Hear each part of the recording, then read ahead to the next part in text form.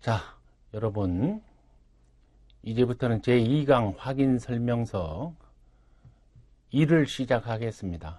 우리가 중개업을 하다 보면은 가장 많이 등록관청에서 지적을 받고 과태료 물고 업무 정지 받는 사유가 바로 이 확인 설명서를 제대로 작성하지 않아서입니다.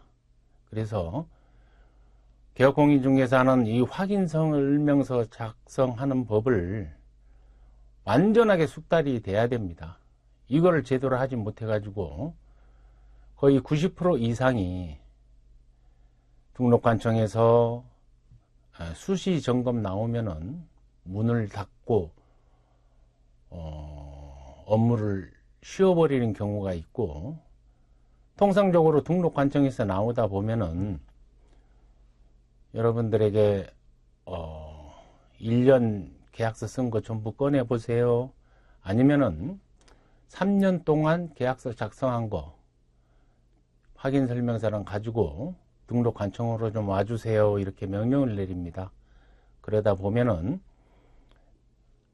거의 90% 이상이 지도점검 과정에서 여러분들의 지적사항을 받게 됩니다. 그래서 이 확인 설명서 요거만큼은 여러분들이 상당한 주의와 확실하게 작성하는 것을 숙지시켜 놓고 수시로 공부하시면서 대비를 해야 된다, 이렇게 이해하시고 시작하겠습니다. 이 확인 설명서 사항 때문에 작년에 등록관청에서 지도 단속으로 인해서 과태료 맞는 경우 사례를 한 10가지 정도를 뽑아 왔습니다. 여러분들은 계약서 쓰는데 집중하다 보니까 매도 의뢰인과 매수 의뢰인 간의 행여나 그 다툼 때문에 계약이 파기될까봐 안절부절 못하면서 서둘러 계약서를 완성시키려 하는 그런 경향이 있습니다. 그러다 보니 확인 설명서에 빠뜨린 부분이 상당히 많고, 그것이 원인이 돼서 계약이 파기되기도 하고, 또 가격이 급등할 때는 임대인 같은 경우는 매도인 같은 경우는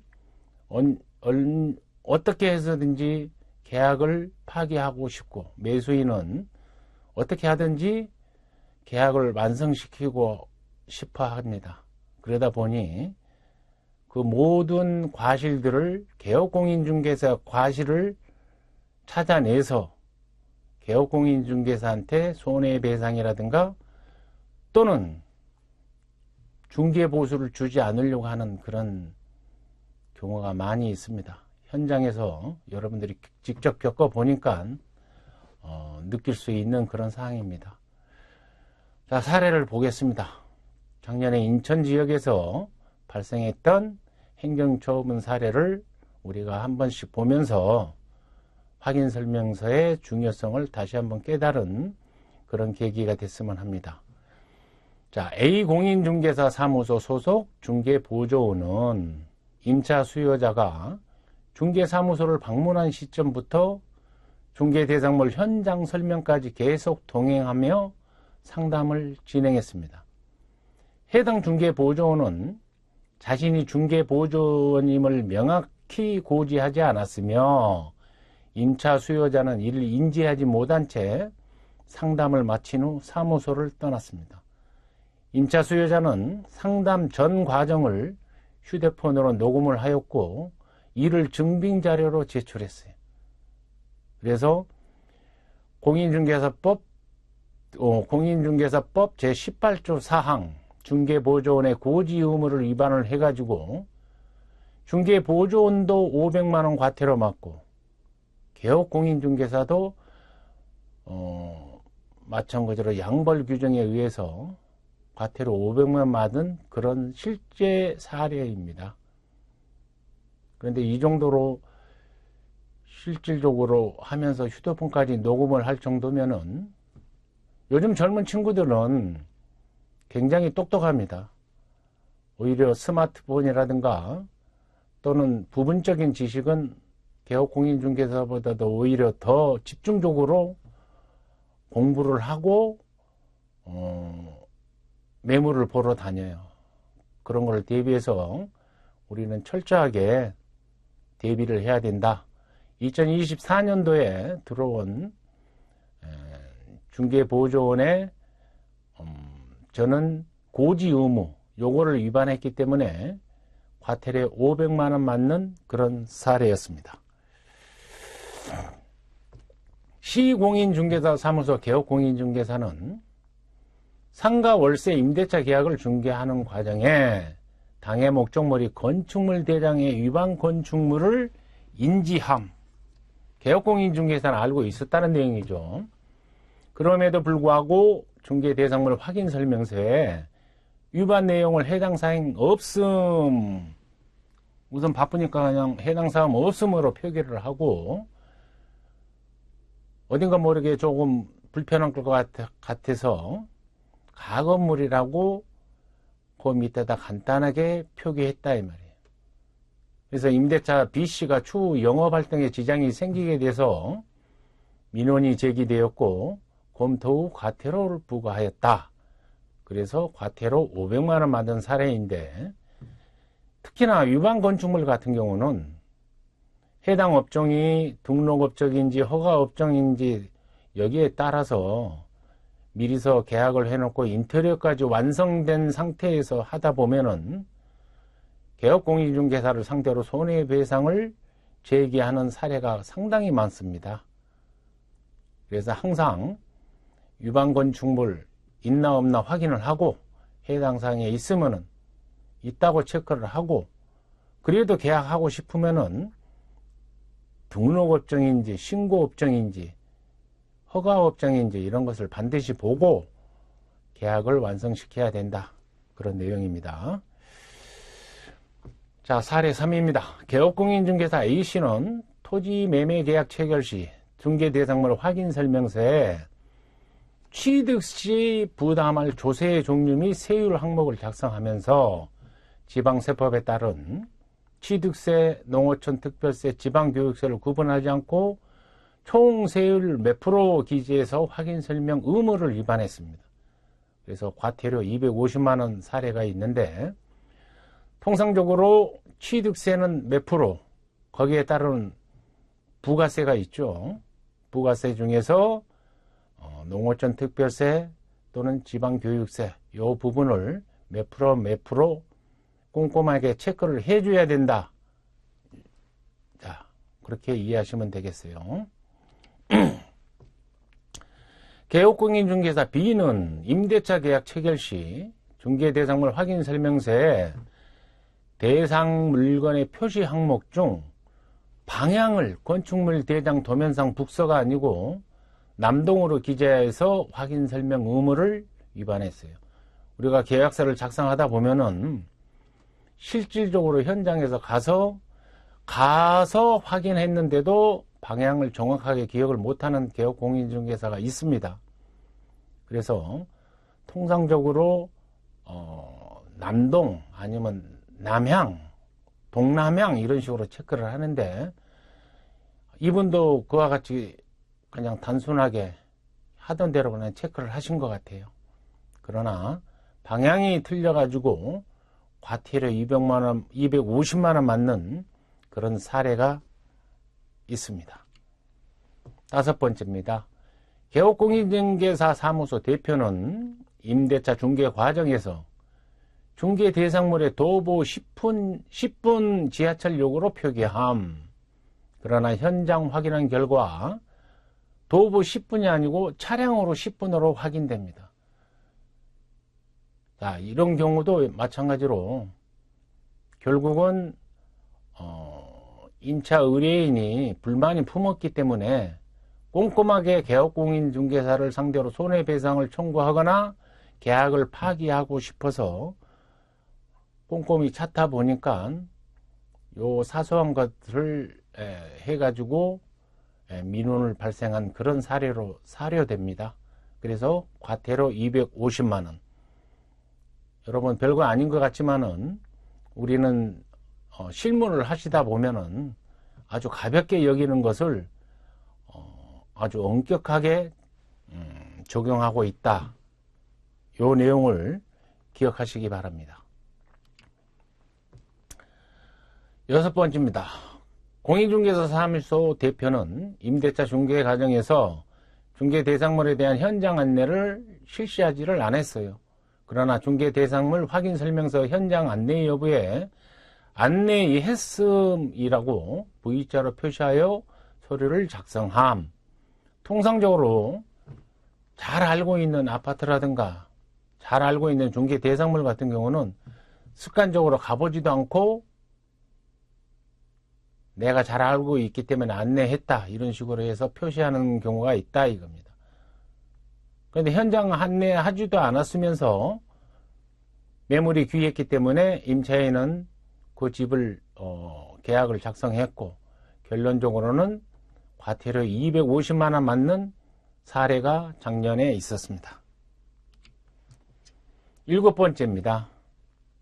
개업공인중개사 A씨는 2025년 중개 의뢰를 받은 물건을 권리를 취득하고자 하는 매수 의뢰자 B에게 설명하면서 중개 대상물 확인 설명서는 교부하였으나 확인 설명서 서식의 세부 사항 확인 중에 현장 안내란에 개업공인중개사가 현장에서 안내하지 않았으나 현장 안내 체크로 표시를 했습니다. 등록관청은 매수 의뢰자 B씨가 계약 시 공인중개사가 현장에 없었으며 중개 대상 물건의 하자 상태에 대해서 정확하게 안내받지 못했다는 민원에 대해 조사하고 과태료를 부과하였습니다. 조사를 하게 되면은 반드시 진실은 드러나게 돼 있습니다. 공인중개사가 현장을 안내하지도 않았으면서 확인 설명서에는 안내했다고 체크를 해가지고 결국은 의뢰인이 만족을 하면은 상관이 없는데 의뢰인이 불만을 갖고 뭔가를 개업공인중개사를 상대로 해서 계약을 해지하거나 손해배상을 청구하고 싶으면 꼼꼼히 들여다보고 잘못된 거 있으면은 바로 민원을 넣는다. 이것이 오늘날의 실태입니다. 자, 8번째입니다. 공인중개사 A씨는 아파트 매매 중개 과정에서 다주택자인 의뢰인 B씨에게 취득세 관련 문의를 받음. 그러나 A씨는 다주택 여부를 따라 취득세율이 달라짐에도 불구하고 이를 정확하게 확인하지 않은 채 일반 과세자 기준세율을 1 내지 3%로 설명함. 이후 B씨는 실제로 다주택자에 해당돼서 취득세를 8%를 적용이 되자 세금 부담이 커졌다면서 민원을 제기했고 조사 결과 A씨는 중개의뢰인의 세대 보유 주택수를 확인하지 않고 세율을 단정적으로 평상시 하던 대로 습관적으로 체크를 한 결과라고 사료됩니다.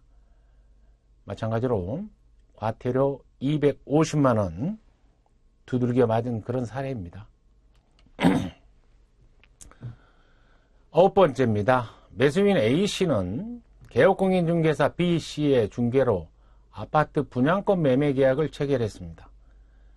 해당 아파트는 인천가족공원 공동묘지 인근에 위치하고 있었고 개업공인중개사 B씨는 거래 중개 과정에서 반경 1km 이내 비선호시설 인접 사실을 설명하지 않았으며 중개 대상물 확인 설명서에도 기재하지를 않았다.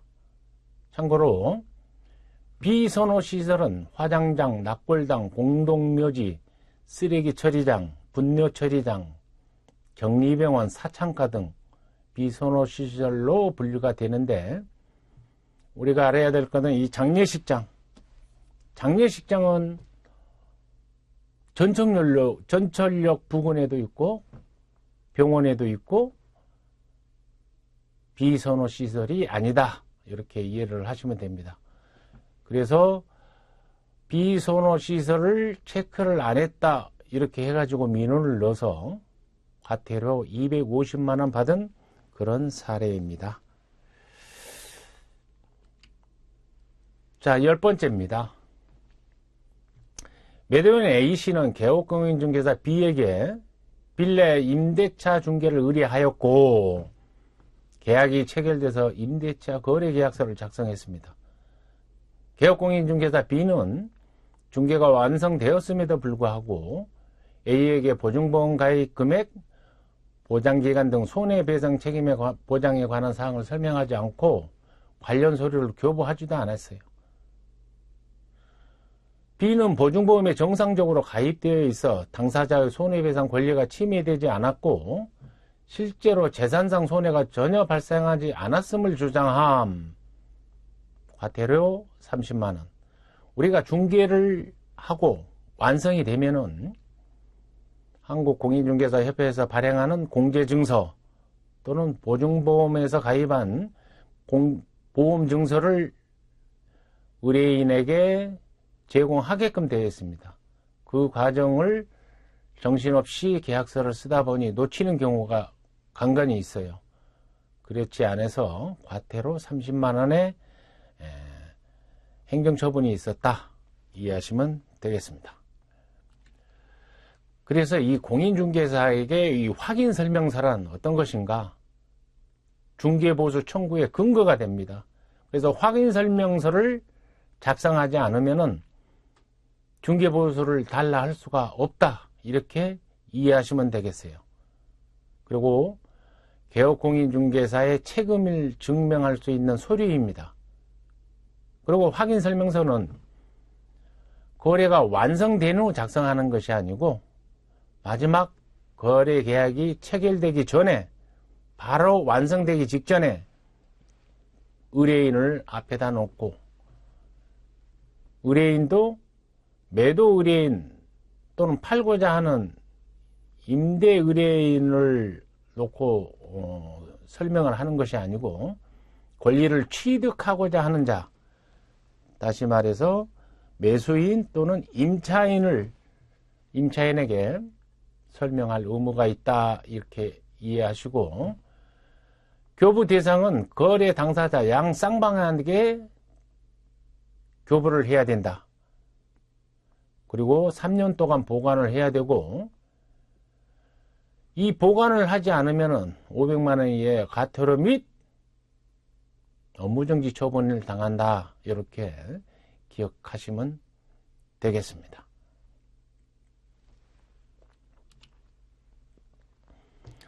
확인설명서 준수사항 해서 아주 우리가 익숙한 성실하고 정확한 설명 제공, 그 다음에 설명의 근거 자료를 빠짐없이 제시해야 된다.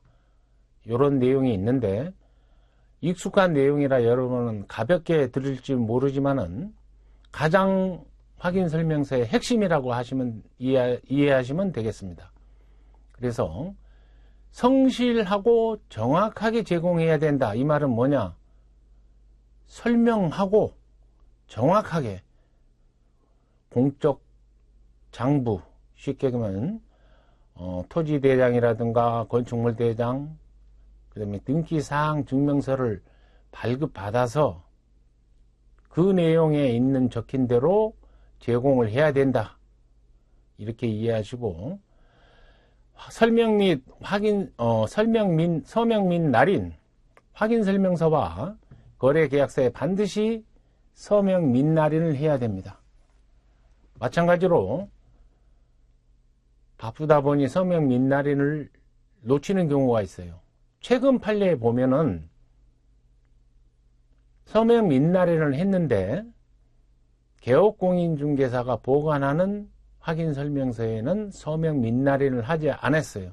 그래서 등록관청으로부터 업무정지 처벌을 받았는데 소송을 통해서 의뢰인에게 발급된 확인설명서에 서명 및 날인이 되어 있으면은 처벌을 면하게 해준다라는 그런 판례가 나왔습니다. 그래서 반드시 본인이 보관하고 있는 거는 서명 및 날인을 빠뜨렸다 하더라도 의뢰인한테는 서명 및 날인 되어 있는 확인설명서를 제공을 해야 된다. 그래서 우리는 무조건 우리가 보관하는 것이든 의뢰인한테 주는 것이든 서명 및 날인을 해야 된다. 이렇게 이해를 하시고, 그 다음에 근거자료 제공입니다. 근거자료를 제출하지 않은 경우 과태료 부과가 될 수가 있고, 또 설명이 불충분하면 과태료 부과, 부정할 경우에도 과태료가 부과된다. 이 부분이 굉장히 개업공인중개사를 곤란에 빠뜨리는 그런 법조문이다. 이렇게 이해하시면 되겠습니다. 그래서 설명서 관련 행정처분을 살펴보면은 3개월의 자격정지, 소속 공인중개사한테는, 그리고 개업공인중개사한테는 6개월 범위 내에서 업무정지를 내릴 수가 있다. 그리고 확인설명서에 서명 및 날인을 하지 않은 경우, 거래액수 계약서에 서명 및 날인을 하지 않은 경우도 마찬가지로 자격정지 및 업무정지 사유가 된다. 이렇게 기억하십시오. 그 다음에 500만 원 이하의 과태료입니다. 설명의 근거 자료를 제시하지 않는 경우 250만 원의 과태료. 근거 자료는 제시했으나 성실 정확하게 확인 설명을 하지 않는 경우 마찬가지로 250만 원의 과태료를 묻는다. 그러면 성실 정확하게 확인 설명도 하지 않고 설명의 근거 자료도 제시하지 않은 경우는 500만 원. 중개 의뢰인에게 손해가 발생하지 않아도 행정처분 대상이 된다는 거 여러분 반드시 기억해 두시면 되겠습니다. 그래서 행정처분의 근거는 행정법규는 엄격하게 적용이 되고 잘못된 확인 설명으로 인해서 중개 의뢰인에게 손해가 발생하는 경우는 손해배상을 할 수가 있다. 이렇게 기억하시면 되겠습니다. 그래서 우리가 2022년, 23년도에 전국적으로 그 전세 사기가 많아서 인명피해도 나고 많은 사람들이 길거리에 나앉았죠. 그래서 정부가 부랴부랴 확인 설명서를 보완을 했습니다. 개정을 해가지고 전세 사기 예방을 위해서 미비점을 개선 보완하기 위해서 주요 내용으로 살펴보면은 확정일자 부여 현황 정보, 국세 및 지방세 체납 정보, 최우선 변제금, 전입세대 확인서 제출, 그 다음에 임대보증금 등을 확인 설명할 수 있도록 아예 법적으로 명시를 해놨습니다. 확인 설명서에 기재를 해라. 그리고 관리비에 대한 사항도 추가로 기재를 하게끔 개정이 됐습니다. 그래서 확인 설명서는 크게 주거용 확인 설명서하고 비주거용 건축물의 확인 설명서, 토지, 임목, 광업재단, 공장재단 이렇게 해서 크게 4가지 확인 설명서가 있습니다. 전부 다 알아야 되겠지만은 가장 내용이 많은 주거용 건축물이 확인 설명서 반드시 기재해야 될 사항이 15가지입니다. 그리고 비주거용 건축물은 11가지, 토지는 9가지, 임목, 광업재단은 8가지예요. 그래서 우리가 주거용 건축물만 확실하게 알아놓아도 여러분들은 확인 설명서 그거로 인해서 등록관청으로부터 업무정지나 과태료 사유에서 벗어날 수가 있다. 이렇게 기억하시면 되겠어요. 그래서 설명의 근거 자료는 어떤 것이 있을까? 일단은 전혀 모르는 사람이 왔을 경우는 등기 권리증 가져오세요. 이렇게 해서 그분이 진짜로 실소유자인지 실질적인 권리자인지 확인을 해야 됩니다. 그리고 두 번째로 등기사항 증명서, 토지대장, 건축물대장, 지적도 또는 임야도, 토지 이용 계획서를 발부받아서 그 내용을 보고 우리는 기재를 해야 된다. 그리고 개정된 법률에 의해서 확정일자 부여 현황, 전입세대 확인서, 국세 지방세 납세 증명서, 이런 것들을 계약서 작성하기 전에 임대인한테 전화를 걸어서 문자로라든가 아니면 직접 통화해서 사장님 아니면은 고객님 요 계약서 작성하러 11시까지 와 주시는데요. 오시면서 그 주민센터 들려가서 한 5분이면 뗄 수 있으니까 요거 떼어서 오셔요. 이렇게 하시면은 훨씬 편하고 확실하겠죠. 그렇게 유도를 해야 됩니다. 개업공인중개사는 주택의 임대차 계약을 체결하는 중개 의뢰인에게 다음 사항을 설명하여야 한다. 하여야 한다. 확정일자 부여기간에 정보 제공을 요청할 수가 있다. 그 다음에 국세지방세를 열람할 수 있다. 이렇게 권리를 취득하려는 의뢰인에게 설명을 하여야 된다 이 말입니다. 그리고 주택의 임대차에 이해관계가 있는 자는 확정일자 부여기간에 정보 제공을 요청할 수 있다 해서 임대인, 임차인 또는 주택의 소유자, 승계한 금융기관, 갱신이 거절된 임차인, 법원의 판결문 같은 경우 정보 제공을 요청할 수 있다. 이렇게 이해하시면 되겠습니다. 임대차 계약을 체결할 때 임대인은 다음 사항을 임차인에게 제시하여야 한다. 임차인한테 임대인은 제시를 해야 된다. 확정일자 부여일, 그 다음에 납세증명서. 왜 납세증명서를 이걸 강요를 할까요? 납세증명서, 당해세 같은 경우는 근저당권보다도 우선적으로 징수가 됩니다. 그러다 보면은 의도치 않게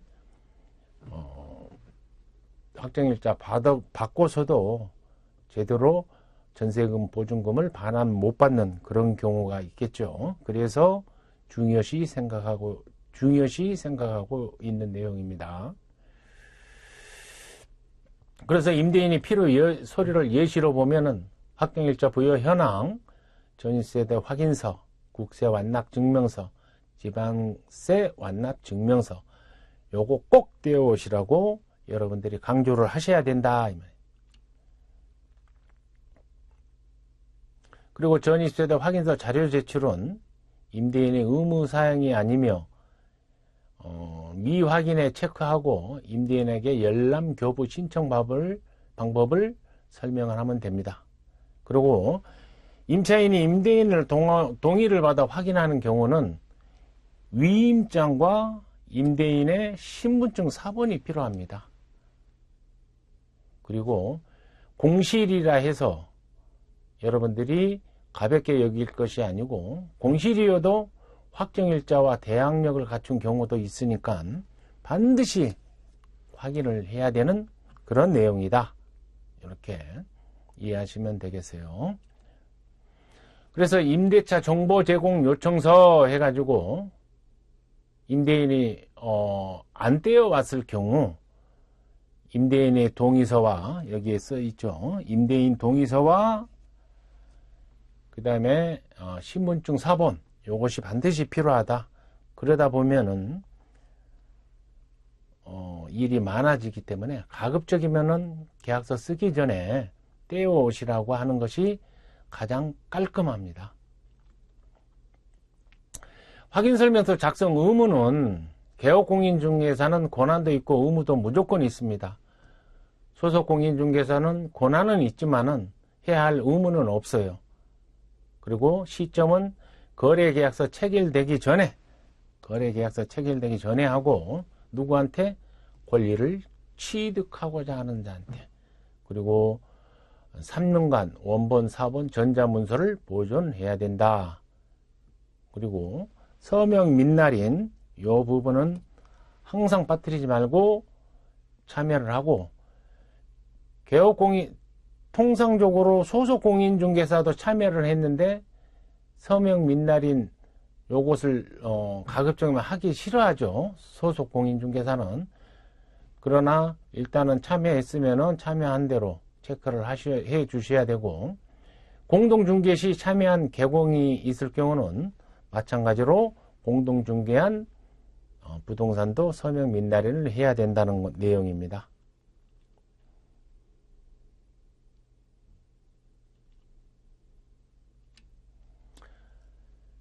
자, 확인 설명 사항은 중개대상물의 기본적인 사항과 권리관계, 그 다음에 토지 이용 공법상 이용 제한 및 규제에 관한 사항, 임대차 확인 사항, 그 다음에 입지 조건, 관리에 관한 사항, 비선호 시설,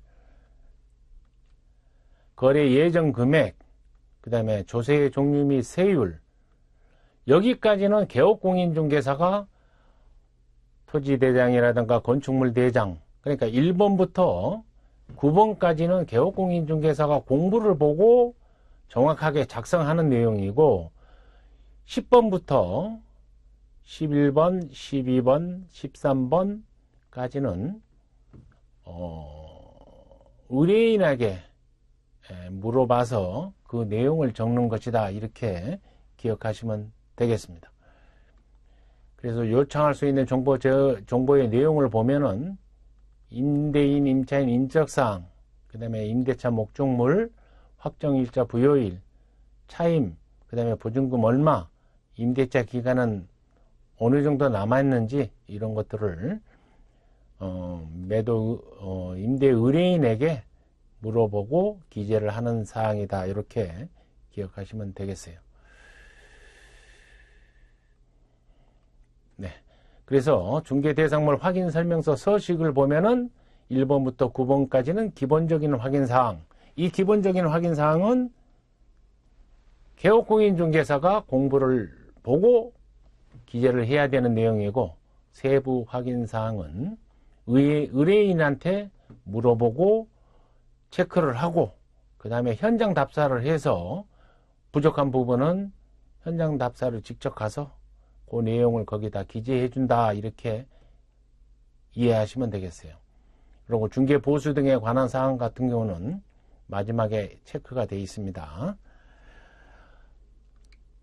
그래서 유의사항으로는 권리를 취득하려는 의뢰인한테 설명하고 근거 자료를 제시해야 된다, 이렇게 기억하시고, 실제 거래 가격 신고 같은 경우도 취득 당시에 실제 거래 가격으로 보아서 양도 차익이 계산될 수 있다, 이런 것을 고지를 해주라, 이 말입니다. 자, 확인설명서 작성 방법은 주거용 건축물입니다. 그래서 이 가로 안에 있는 항목에다가 V자로 표시한다, 예, 그렇게 기억하시면 되고, 세부 항목에 여러분들이 내용을 적다 보면은 내용이 모자라는 수가 있어요. 이럴 때는 별지를 참고로 해서 기재를 한다, 이렇게 기억하시면 되겠어요. 자, 여러분, 이렇게 해서 확인설명서 1강은 마치겠습니다. 잠시 후에 확인설명서 2강을 진행하도록 하겠습니다. 수고하셨습니다.